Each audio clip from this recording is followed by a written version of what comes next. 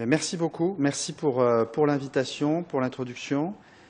Mes conflits d'intérêts, c'est important parce qu'il m'arrive de travailler avec des firmes qui font du froid ou du contrôle thermique. Donc mes propos sont à interpréter à la lumière de ce lien d'intérêt. Et j'aime bien commencer avec cette diapositive parce que comme je parle d'arrêt cardiaque, ça donne une idée un peu imagée, graphique, du pronostic.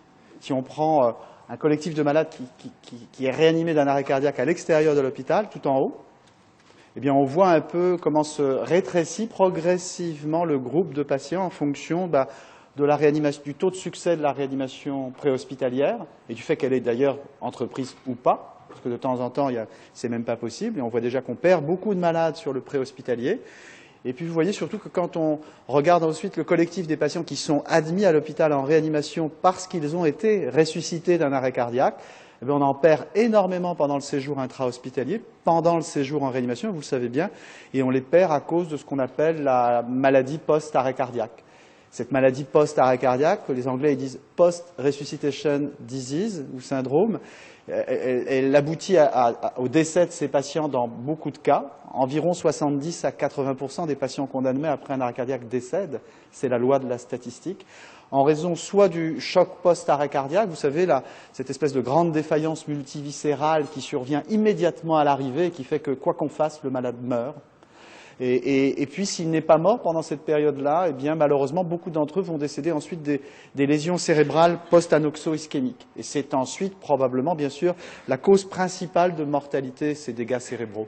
C'est ce qui va tuer le plus grand nombre de patients. C'est ce qui fait qu'à un moment donné, finalement, on va, dans un bon nombre de cas, décider que tout ce qu'on a fait ne servait à rien et qui va nous forcer, un peu parfois dans la tristesse, à abandonner les soins de support et notamment à abandonner la ventilation mécanique. Mais ce qui peut nous rendre optimistes, c'est de regarder comment a évolué au cours des dernières années la survie de ces patients admis en réanimation après un arrêt cardiaque, parce que vous pouvez voir sur la partie gauche de la diapositive, eh bien, comment ça s'est comporté, ce taux de survie. Est-ce qu'il s'est amélioré au cours du temps, année après année? Ce ne sont pas des patients français, ni belges, ni européens, mais nord-américains. Mais vous voyez qu'entre 2002 et 2012, petit à petit, on peut se rendre compte qu'il y a une amélioration du taux de survie de ces patients. C'est très encourageant. Et quand on regarde sur la partie droite comment ça se décompose par tranche d'âge, eh bien, fort heureusement, le meilleur résultat, la meilleure amélioration, si je peux me permettre, elle est observée chez les sujets les plus jeunes. Et ça laisse entendre que ce qu'on fait dans les services de réanimation, ce qui s'est mis en place ces dernières années sur les soins post-ressuscitation, ben, quelque part, ça marche, probablement ça marche, c'est associé à une amélioration du pronostic de ces malades. Et ce qu'on fait à ces malades-là, c'est un ensemble de choses, une espèce de bundle, comme on dit, d'un ensemble, un panier de soins qu'on offre à ces patients qui comporte beaucoup de choses, mais qui comporte en grande partie, depuis 10 ans, la prise en charge de la température, le contrôle ciblé de la température, qu'on a longtemps appelé hypothermie thérapeutique, qu'on continue d'appeler hypothermie thérapeutique, parce que c'est quand même assez simple d'utiliser ce terme-là. C'est associé à une amélioration de la survie et du pronostic neurologique, pas seulement pendant la phase initiale. On peut ne pas que regarder ce critère de jugement. Si on regarde des survivants d'arrêt cardiaque qui quittent l'hôpital, là il s'agit du taux de survie de ces patients quand ils quittent l'hôpital. On prend 1000 patients, ce sont là aussi des patients américains, et qu'on regarde quelle est leur survie au fil du temps selon qu'ils ont eu ou pas de l'hypothermie thérapeutique, en très plein ceux qui ont eu de l'hypothermie et en très pointillé ceux qui n'en ont pas eu pendant l'hospitalisation, et bien vous pouvez voir que même après ajustement sur les autres variables, les autres facteurs qui auraient pu justement influencer ce taux de mortalité ou de survie, et bien qu'incontestablement, on a l'impression qu'on préfère appartenir à un groupe, celui qui a eu de l'hypothermie, plutôt qu'à l'autre. Et donc ce traitement est au minimum très fortement associé à un bon pronostic au cours du temps, pas seulement pendant la phase hospitalière, mais également au décours. Et un autre argument pour penser qu'il y a une vraie croyance à l'effet de ce traitement, c'est la vitesse avec laquelle les réanimateurs, les réanimations se sont appropriés ce traitement. Si on regarde au cours du temps, ici dans les réanimations anglaises, c'est un travail qui a été fait au Royaume-Uni, où on regarde au cours du temps, au fil des années, entre 2002, publication des résultats des grandes études qui ont montré que l'hypothermie faisait probablement quelque chose à ces malades, et une période beaucoup plus récente, vous voyez que petit à petit, mais très rapidement, les réanimateurs, les réanimations se sont mis à utiliser ce traitement pour la quasi-totalité d'entre elles. Et actuellement, l'enquête française dont Nicolas Dey a montré les résultats avant-hier dans ce congrès, eh bien, montre que la quasi-totalité des réanimations françaises utilisent ce traitement dans cette situation-là. avec des modalités qui sont un petit peu variables. C'est de ça dont on va un petit peu discuter aujourd'hui. Quel niveau de cible, quelle cible de traitement, quelle valeur de traitement on cible en termes de niveau thermique. Est-ce qu'on le fait à tous les malades avec l'appareil, etc., etc. Mais en tout cas, globalement, tout le monde le fait parce que les arguments sont très forts. Les arguments sont forts, ça avait été bien montré dans les modèles expérimentaux, quand on prend des animaux plus ou moins gros, qui se rapprochent plus ou moins de l'homme, et qu'on agresse ces animaux en provoquant un dégât cérébral, et Fabio en reparlera tout à l'heure pour le trauma crânien.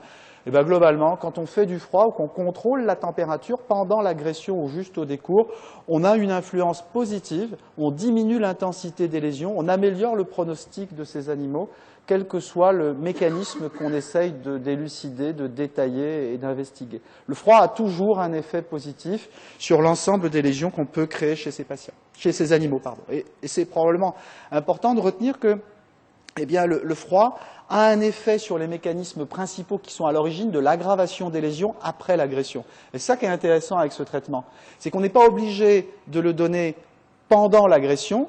Il y a une poursuite de l'aggravation de ces lésions pendant la phase de reperfusion, c'est ce qu'on appelle le phénomène d'ischémie-reperfusion, qui fait qu'après la reprise d'activité circulatoire, pendant les premières minutes, les premières heures, et même pour certains pendant les premiers jours, il y a une poursuite de l'aggravation des lésions, de sorte que si on applique un traitement pendant cette phase-là, et le plus tôt possible quand même, bien sûr, on a de bonnes chances de contrecarrer ces phénomènes d'aggravation et donc d'engendrer un bénéfice palpable en termes de récupération neurologique. Alors il y a un tas de choses qui ne sont pas complètement réglées, je le disais tout à l'heure. Par exemple, la cible. Le dogme, et c'est pour ça que je mets ce mot parce qu'on peut parler de dogme. Le dogme, c'est cette espèce de loi qui s'impose à tous sans qu'on puisse jamais la remettre en cause. Ça a été 33 degrés pendant longtemps. 33 degrés, c'est la cible qui fait l'objet des recommandations les plus fortes. Pourquoi ? Parce que dans ces études que j'ai évoquées du début des années 2000 et qui ont été à l'origine de l'utilisation croissante et rapide de ce traitement dans les réanimations, il y a eu des grandes études, des études multicentriques pour l'une d'entre elles, randomisées, où on a comparé le fait de mettre les malades à 33 en hypothermie thérapeutique, ici en bleu, ou alors on ne leur faisait rien, on ne contrôlait pas leur température du tout, on les laissait évoluer pour leur propre compte concernant la température pendant les premières heures, les premiers jours. Et ce qu'avaient observé les investigateurs, c'est que le taux de malades qui survivaient avec un bon pronostic neurologique, un bon état neurologique, était significativement, nettement plus important dans le groupe de ceux qui avaient eu l'hypothermie par rapport à ceux qui ne l'avaient pas eu. Et c'est pour ça que le 33 degrés, qui avait été la cible thermique utilisée dans ces études, s'est imposé à tous. Les recommandations ont été de faire ça, faire ce schéma, refroidir le plus vite possible, descendre à 32-33 degrés, rester à 32-33 degrés pendant 12 à 24 heures, puis réchauffer progressivement en évitant le rebond hyperthermique. Et c'est ce que vous avez vu, c'est ce que vous faites probablement dans bon nombre de ces situations-là en post-arrêt cardiaque. Le plus tôt possible, vous appliquez ce schéma-là qui est très recommandé. Et puis récemment, vous savez que ce dogme a été remis en cause. Est-ce que c'est le futur ? Je ne sais pas du tout. Mais il a été remis en cause parce que des collègues, essentiellement scandinaves, mais pas que, il y a aussi des néerlandais dedans, des luxembourgeois, eh bien, ils ont fait une étude multicentrique randomisée, une autre étude, 10 ans après, où ils se sont dit, après tout, on pourrait peut-être cibler deux niveaux de température et les comparer. 33, le dogme, la référence, et 36. 36 parce qu'ils se sont dit, après tout, 36, ça peut peut-être suffire pour engendrer le même bénéfice. Les malades sont tirés au sort, ils sont très nombreux, ils sont presque 1000. Voilà les niveaux de température qui ont été engendrés dans les deux groupes, par ailleurs parfaitement égaux, la randomisation a bien marché, ils étaient parfaitement similaires par ailleurs, et les niveaux de température, par contre, étaient la seule différence engendrée. 33 degrés bien maintenus chez ceux du groupe 33, 36 degrés bien maintenus, avec un réchauffement progressif et un contrôle complet de la température sur 72 heures au total, sans hyperthermie pendant cette phase-là. Ça a très très bien marché sur le plan de ce qui voulait être fait, et vous voyez qu'en termes de résultats, les auteurs ont montré qu'il n'y avait pas, dans leur population étudiée, la moindre différence d'évolution entre les deux groupes, absolument aucune différence de survie, c'est sur la courbe qu'on le voit à gauche, et absolument aucune différence en termes de récupération neurologique appréciée sur l'échelle CPC. Vous vous souvenez, CPC1 c'est le mieux, CPC5 c'est le moins bien, c'est le décès. Eh bien, la répartition des malades au moment où on les a examinés à la fin de l'évaluation à J180, très à distance de l'intervention, était parfaitement similaire, exactement la même répartition, de sorte que les auteurs de cette étude ont conclu que 33 égale 36. Et que pour eux, dans la population étudiée, on pouvait probablement utiliser un même contrôle de température en ciblant l'une de ces deux cibles. Pour l'instant, l'affaire n'est pas réglée. On peut en débattre, mais on va voir quelles seront les recommandations qui vont être réévaluées dans les toutes prochaines semaines. En fait, il y a même une très grosse réunion dans quelques jours pour discuter de ces recommandations qui seront diffusées à la fin de l'année 2015. On verra ce que diront les experts. Cette étude va très certainement influencer la discussion. Est-ce qu'elle va changer les recommandations dont je vous ai parlé, qui sont toujours de rester à 33 ? Peut-être. Peut-être que oui, peut-être que non. Ce qui est certain, absolument certain, c'est que le contrôle ciblé de la température en post-arrêt cardiaque va rester une recommandation absolument très forte. Est-ce qu'on laissera un degré de liberté pour faire 33 ou rester à 36 ou être entre les deux pour certains malades? Possible, on verra encore une fois. Mais par contre, il est super important de retenir que les résultats de cette étude ne remettent absolument pas en cause l'intérêt de faire du contrôle thermique chez ces patients-là. La question qui, encore une fois, se pose, l'une des questions, c'est la cible. Est-ce qu'on devra viser 33 chez certains patients ou viser 36? Peut-être qu'on pourra viser 36 quand le malade il aura exactement les caractéristiques des patients qui ont été inclus dans la fameuse étude TTM dont je viens de vous parler. Mais que peut-être si les patients sont très éloignés de ces caractéristiques, les caractéristiques des patients inclus dans TTM, c'était des malades qui ont été réanimés très vite, et essentiellement d'une fibrillation ventriculaire. Ce n'est pas tout à fait les malades que nous, on a dans les services de réanimation habituels. Souvent, chez nous, le témoin, il n'a pas massé immédiatement. Le no-flow a été long. Ce n'était pas une fibrillation, c'était plutôt une asystolie. Alors, il est possible que les résultats de cette étude ne puissent pas s'appliquer à tous. Encore une fois, il faut attendre ces recommandations pour savoir ce qu'on pourra en penser.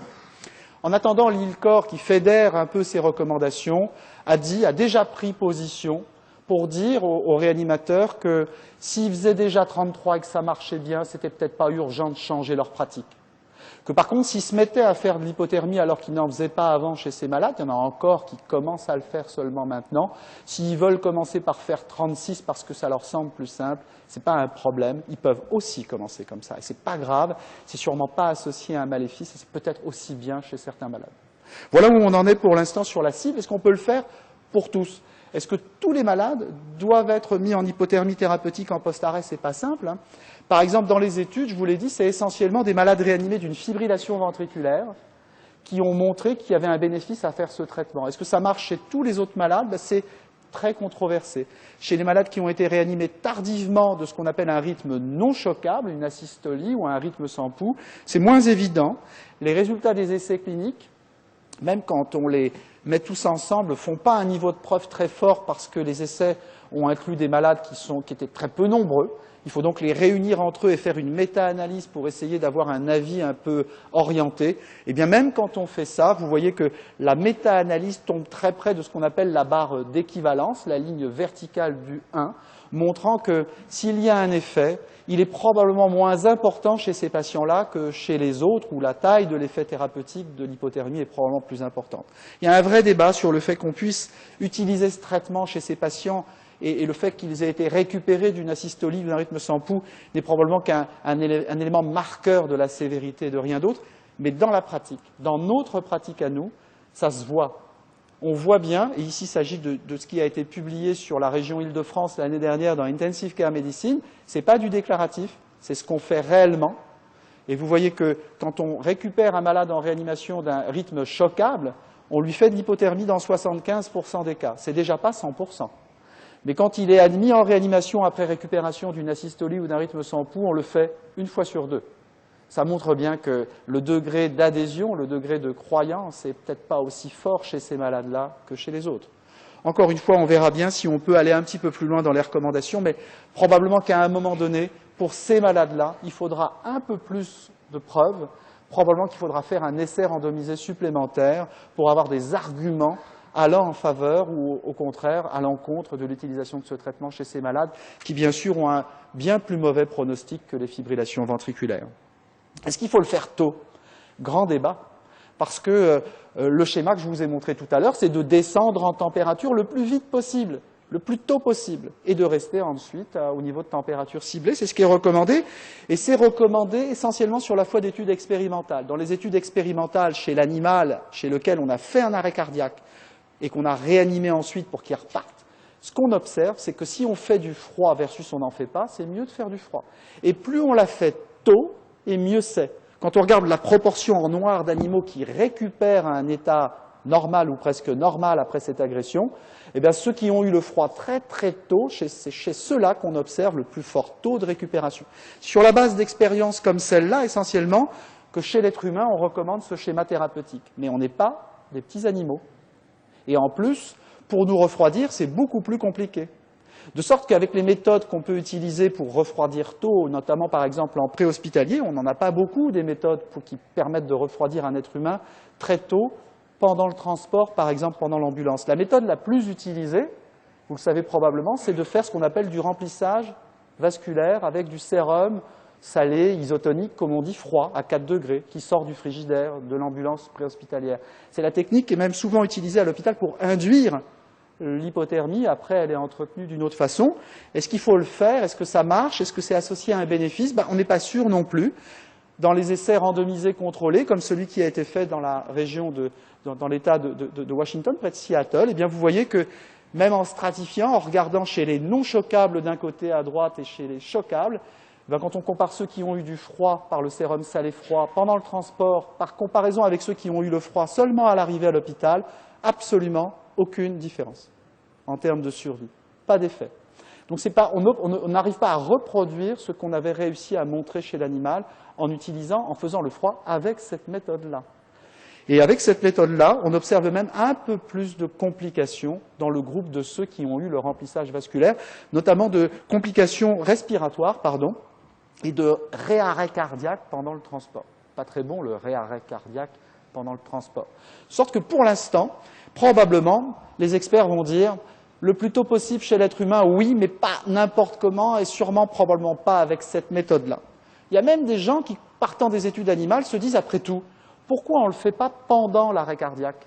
Dès que la voie veineuse est posée, on peut peut-être faire le sérum salé froid, ça refroidira même pendant le massage cardiaque et on va peut-être observer un effet favorable. C'est ce qui a été testé dans cette étude française qui vient d'être publiée dans Intensive Care Medicine où les malades ont été tirés au sort pendant la ressuscitation pour recevoir ou pas du sérum salé froid.